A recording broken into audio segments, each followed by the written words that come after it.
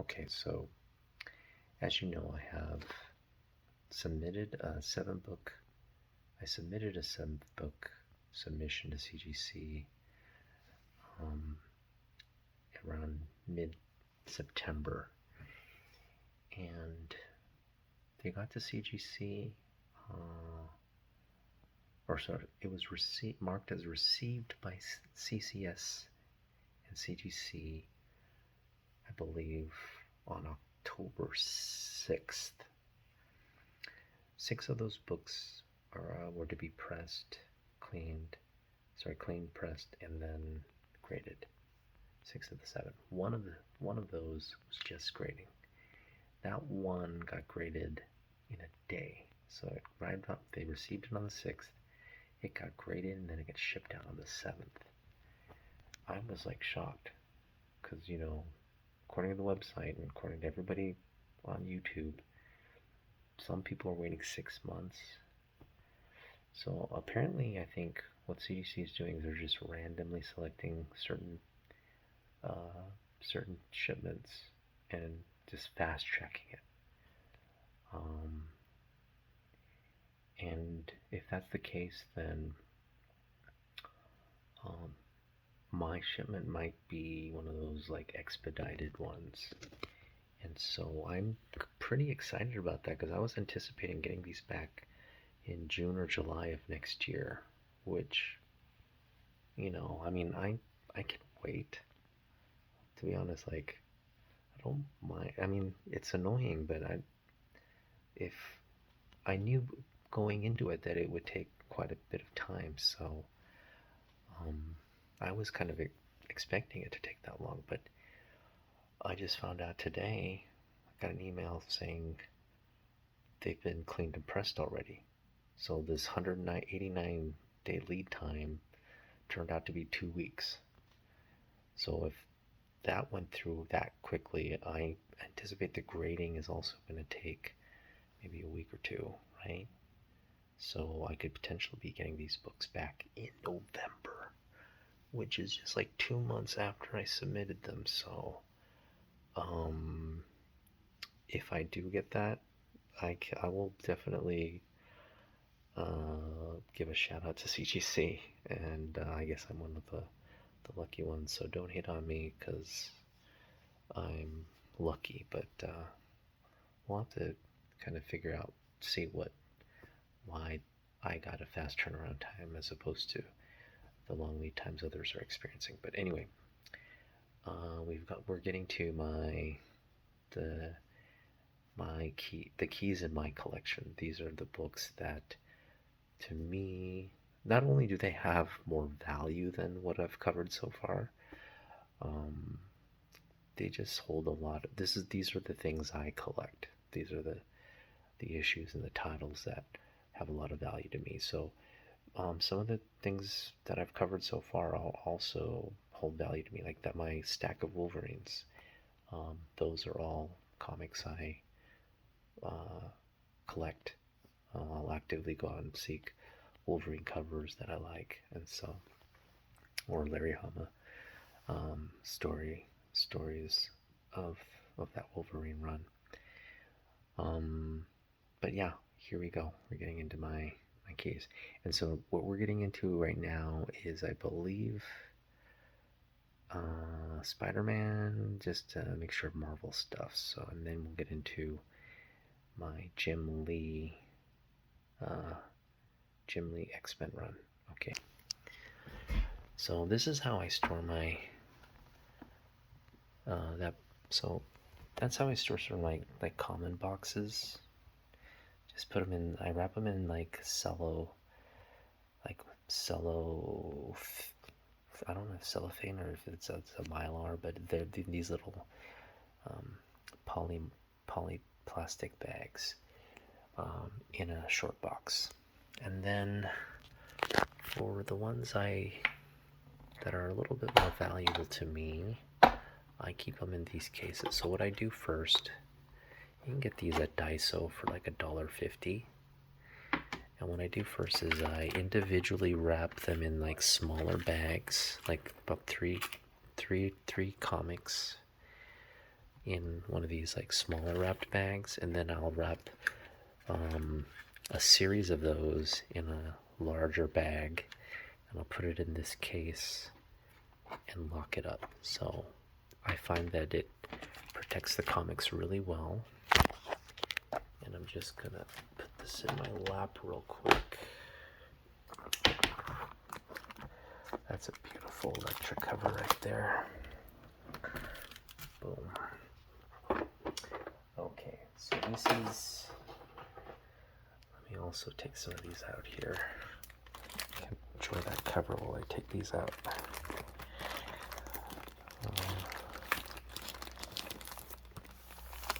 That's one. And you'll get to see these comics, I guess, as I pull them out. Okay, I guess we can pull them all out. They're not individually wrapped. They're all separately wrapped. Okay, so we'll get to that Electra in a moment. So this is New Mutants 28, Bill Sienkiewicz cover. There is Professor X right there, not in a wheelchair. And this is a key issue, I believe. So this one's around $6, I think. Great cover. And I think this is pretty high grade. Let's take a look here. This is something I would get graded regardless.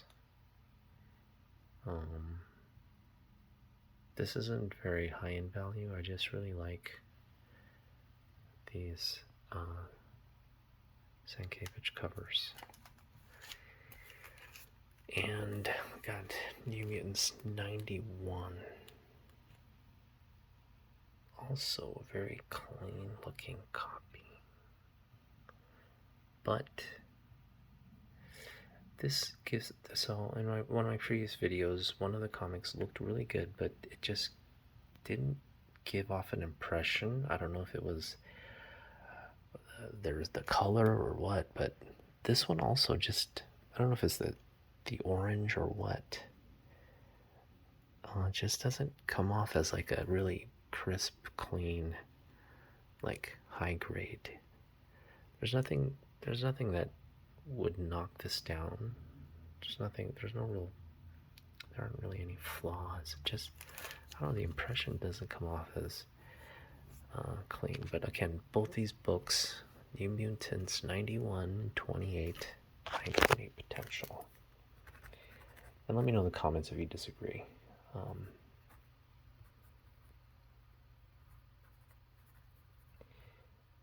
28, 91, 28, 9.8 potentials there. All right, next we have, this is a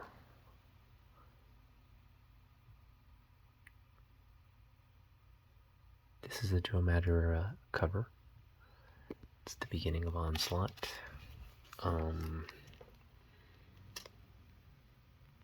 Great cover as well.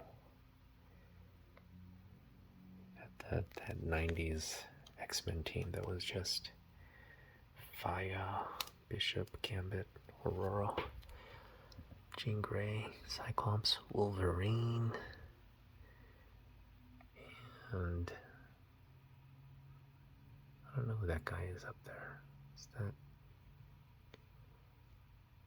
Who's that? Not sure who that is, but anyway, great cover. Onslaught there in the background. Oh, sorry. Looks like it's Apocalypse there in the background. And another Madureira cover. So let's kind of pour over this and see what we got. I'm not seeing, I mean, that's not a spine tick, that's part of the art. Oh, it's looking really clean.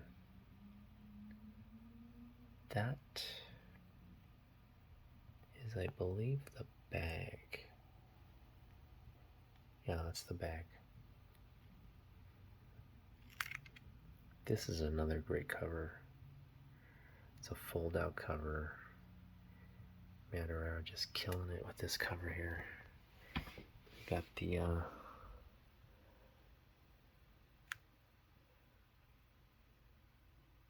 the bone claw Wolverine right there. Boom. This is also, I believe, pretty. Oh, there's a little bit of wear there, so that takes it out of 9.8. That is not a 9.8. But, yeah, there's a nick there as well. You know, I got this as, like the comic shop set this aside, and I got it, I think for, like, I think at the time it was going for like $5 or something, so I paid higher than cover price for this, and this was around the time it came out, and then and I think these part of that. I didn't look closely enough then, but that was part of the damage that came with that book at that time. So I don't know why they overpriced a book that was not going to be near mint. But anyway, I still like this book. I just won't have it graded. So let's see, we got X-Men Special Anniversary Issue. That will be submitted. These two books are not worth very much, so we'll have to see. I mean, I do like them, but like I mentioned, that there's if we're going to prioritize what we submit, they are not high. This is high on the submission list. X-Men 25. This is the issue where Wolverine gets his adamantium ripped out from him. There's a great Gambit hologram on it, so it's a really cool cover. And again, this should be a high grade. Let's take a look down through here. Nothing. What's that? A spy tick. Oh, there is a bit of a. It's not. That's pretty bad. Yeah, that would. So it's not color breaking. Let me know. You think that's possible? That's pretty. It's a pretty long one. That's a long spine tick. Or maybe it's the bag. Yeah, it's the bag. Oh, no, it's the comic. It's the comic. I can see the. That doesn't look good. Oh, that's so disappointing. This is like one of my favorite comics too.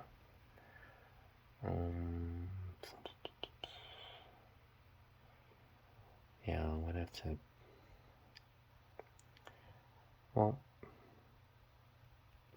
I should probably get another copy since this is relatively still cheap. But it's such a key issue. Wolverine losing adamantium, the bone claws. That's such a key issue. So yeah, I'll try to pick up more. This is right now, I think. What is it? It's like under $10 still. So we're gonna pick up more copies of this, and we want a 9.8 on this. But you know, this is still something I'd submit. It's just I know it's not gonna get the 9.8 grade. In fact, that's gonna knock down the grade quite a bit. More Jim Lee goodness. Jim Lee, look at that cover. This is a nice cover, but it's not a great quality, I think. Maybe it is. It's one of those things, it's just the comic looks kind of faded. I don't know if it's the bag. But in terms of the spine, that looks good. That corner looks good. Oh. So this X-Men 3, surprisingly, is 3.8 worthy. This I wouldn't submit, but this is also a Jim Lee cover. I think the inker, or sorry, the inker and the colorist on this one just did such a poor job with this great Jim Lee cover. It's not a great cover because just the colors and everything just seems a little off. The colors don't really blend or stick out. But yeah, that's Bishop is looking badass there. So let's see. Let's give it a quick grade. This looks pretty good. Just gonna go down the spine here. That looks good. Too bad it's not worth that much. Corners look good. Yep. So this looks as like it's X-Men 3 and X-Men number 8. Those are 9.8 worthy. Alright, this next one is one of my favorite covers. Look at that. It's a foil cover. I got 2 copies of this one. I want this slab for sure. So whether I do it now or later, we'll have to see. But what Wolverine here in the foreground is just badass. This is a Majorera cover. And then you've got that Sunfire right there. Boom. They should really keep this as the Sunfire look. This is how he should look, in my opinion. I mean, he's already sort of like a brooding type character anyway. So it would, it would be in line with how his character. And then that Colossus right there. Jubilee. Wild Child and Sabretooth. This is definitely like, so I have 2 copies. These are going to get graded, and I'm going to keep the higher copy one and sell the other one. So let's see, we got X-Men Alpha, 2 copies.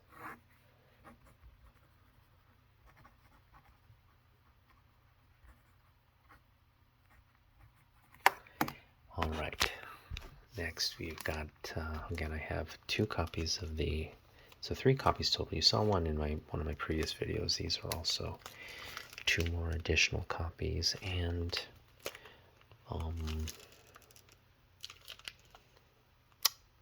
I believe same, I'll submit those as well. So I think what'll happen is I'm going to keep these Age of Apocalypse ones. I'm going to put them in a separate pile, or just keep them. And then when X-Men comes to the MCU, and if there's anything remotely resembling like a timeline shift and this Age of Apocalypse, because that the last Apocalypse movie apparently was just, I didn't watch it, but I saw the Apocalypse character and I was like, oh my god, he does not look like Apocalypse. They did a horrible job with that Apocalypse design. They're gonna redo Apocalypse. They have to. I hear Mr. Sinister's like coming. And Mr. Sinister's great too. He's a great character.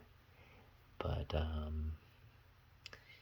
if you're talking just like iconic villains and who looks more menacing or who's more like who's the badder villain?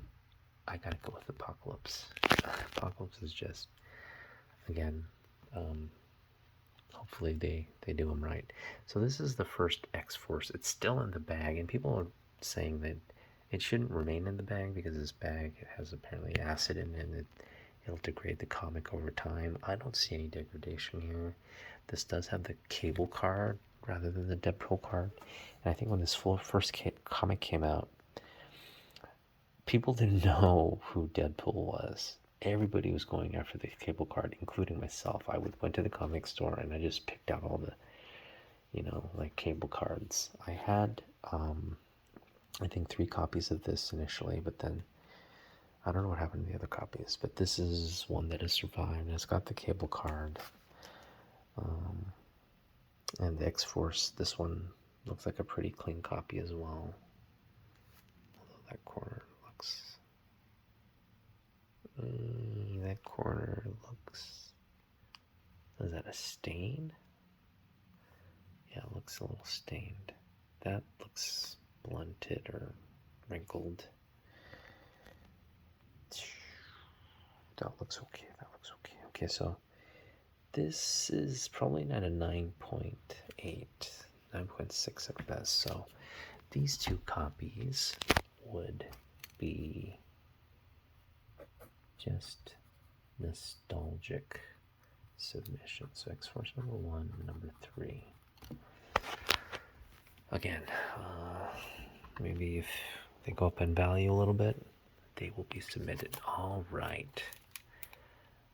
Here are 3 comics.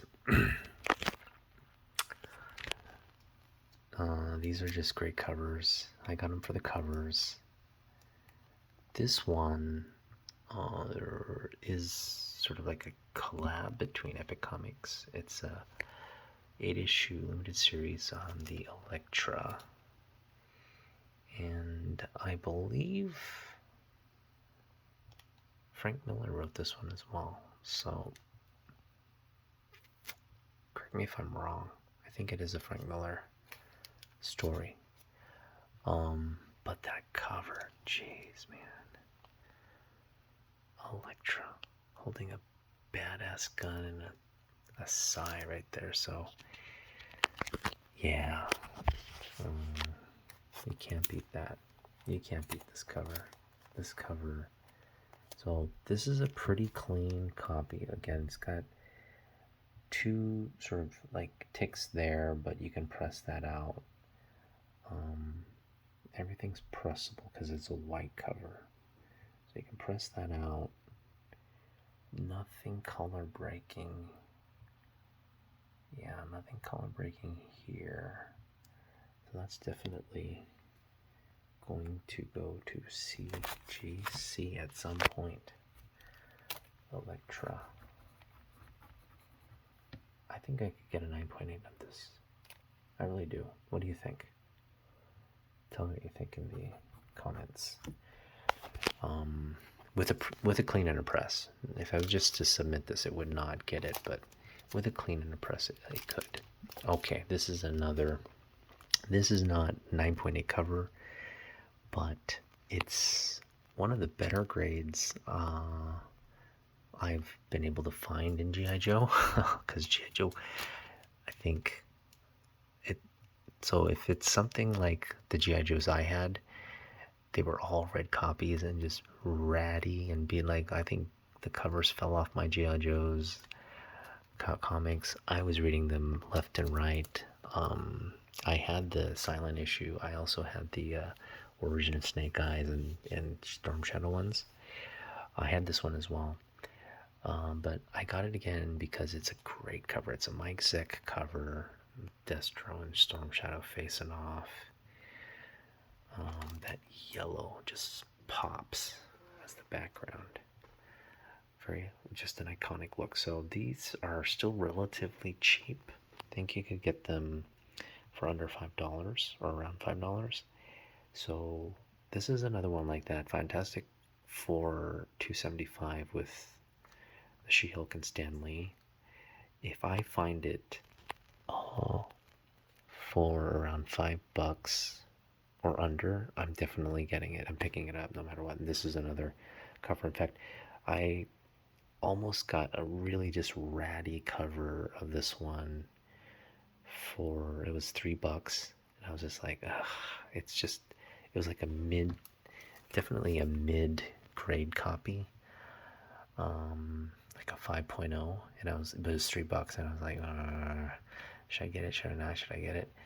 I just thought, no, let's stick to the comics that have decent grades, even though these are hard to find.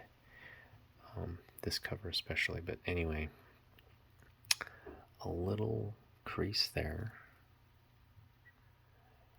and a little bend there. I think that is pressable. There's a little ink stain there too. Other than that, it's a really clean cover. So those two flaws will not get it a 9.8. But, and these are just, that's pressable right there. The corners are good. Maybe pressable. I'm thinking at worst 9.0 for this one, and I'll take that all day long. This in a slab would just look badass. Okay, so we've got those two comics, the Electra and the G.I. Joe, and then we've got another comic here. I'm just going to pull it out. Yeah, this one is not as... I'm not going to submit this one. It is... I got it because it has the Enterprise on the cover, and it's the first Marvel run of Star Trek. I think it's $10 in value. Star Trek, I'm a big Star Trek fan. Captain Kirk just went into space. And so this is the first Star Trek motion picture comic. So it came out around the time that motion picture came out. So 1980, maybe 1981. But the reason I got it was because, like, with Star Wars, you know, being so popular as it is, I felt like, you know, if I can get a Star Trek comic, let's say, I should have got the number one. The number one's like $15, $20, but I just didn't like the number one cover. I love that number 3 cover with the Enterprise on it. So that's the one I got. And for me, it's not necessarily the value of the comic for me. Sometimes it's about having, well, a issue from that run that has the best cover, and so that, to me, for me, number 3 had the best cover. Okay, we're gonna end the video there and come back and join the next one because we're getting to my Jim Lees.